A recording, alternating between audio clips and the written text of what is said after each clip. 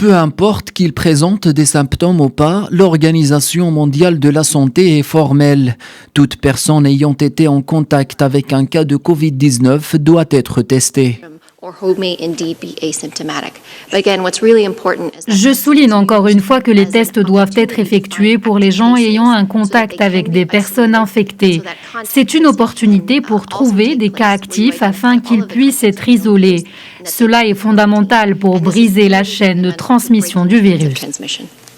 Cette recommandation a été faite en réponse à une question sur la situation aux États-Unis où les autorités sanitaires ont désormais estimé que les tests n'étaient plus jugés nécessaires pour les personnes asymptomatiques. Dans ce contexte, l'OMS, que les États-Unis accusent d'avoir mal géré la pandémie, va créer un comité chargé d'évaluer l'efficacité du règlement sanitaire international face aux urgences. J'ai informé les États membres de l'Organisation mondiale de la santé que j'avais l'intention de créer un comité d'évaluation du RCI pour me conseiller sur la nécessité éventuelle de modifier le RCI afin que ce puissant outil du droit international soit aussi efficace que possible. Le règlement sanitaire international de 2005, entré en vigueur en 2007, est un accord international sur la sécurité sanitaire mondiale.